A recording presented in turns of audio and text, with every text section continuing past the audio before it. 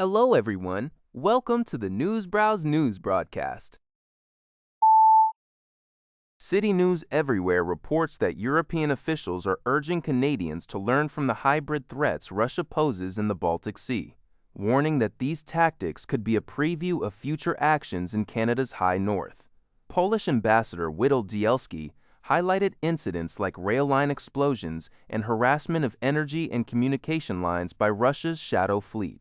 The Polish Institute of International Affairs describes the Baltic Sea as a sphere of active conflict below the threshold of open aggression. Swedish Ambassador Signe Bergstaller emphasized that the Baltic and Arctic regions are seen as one strategic domain, with NATO's eastern flank deployments contributing to deterrence in the north. Officials stressed the importance of strengthening defensive capabilities, enhancing situational awareness, and building societal resilience against Russian attempts to chip away at alliance unity through sabotage, cyber attacks, and disinformation. Liberal MP Ahmed Hussain noted Canada's geographical fortune of distance might lead to underestimation of Arctic threats and expressed concern about the vulnerability of subnational governments to cyber attacks. He emphasized the need for Canada to deepen cooperation with allies and adopt strategies like Sweden's Total Defense System to prepare citizens and critical infrastructure for potential emergencies. A controversial Liberal government bill in Canada, titled An Act Respecting Lawful Access, aims to grant police and intelligence agencies enhanced tools for online investigations, but it's encountering significant resistance. Major digital companies like Meta and Apple, alongside civil liberties organizations and law professors, are voicing strong concerns over potential privacy infringements.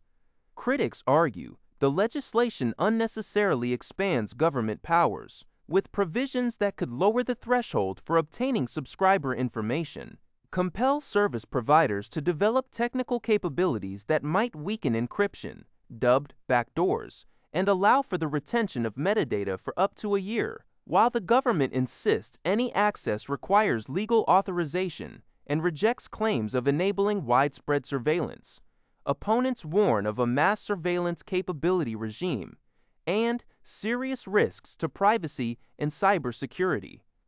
The Canadian Chamber of Commerce has also expressed concerns about its impact on businesses. The Canadian Press reports that the bill is currently under review by a House of Commons committee.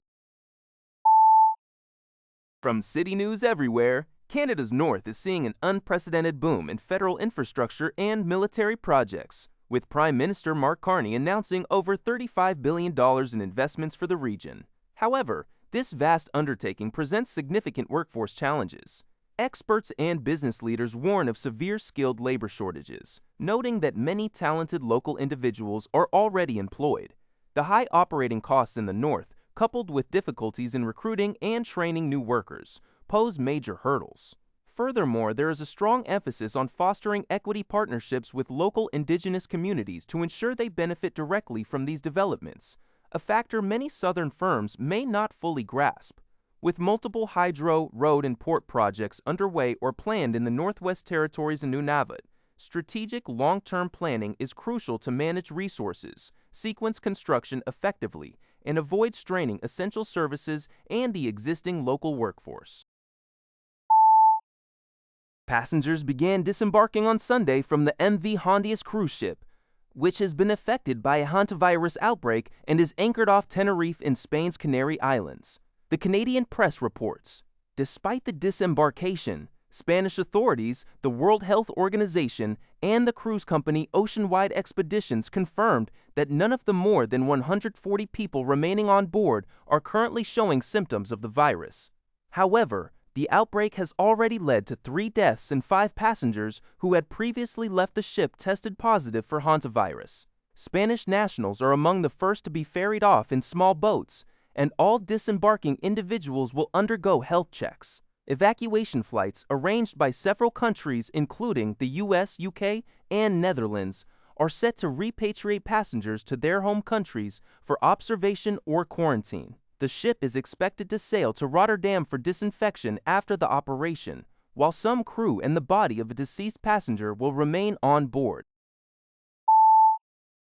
Canadian Prime Minister Carney stated that Canada is open to establishing closer trade ties with the United States and Mexico in specific industries to foster North American economic prosperity, as reported by Lian He Zhaobao. Speaking at a political rally in Toronto on Saturday, Carney specifically mentioned Canada's openness to the Fortress North America concept, which aims to restrict goods from China while enhancing trade and manufacturing links among the three North American nations. Although she did not detail which sectors would be suitable for such deep integration, she indicated that these proposals are under consideration.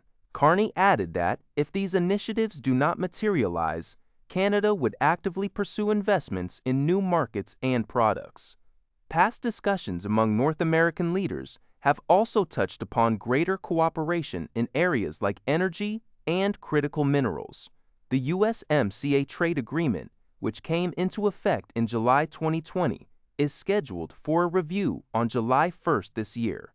The article also notes that while a former Canadian trade negotiator under the Trump administration suggested the U.S. sought to exclude China, Carney had previously entered into a limited tariff agreement with China regarding electric vehicles, a move that reportedly displeased Trump.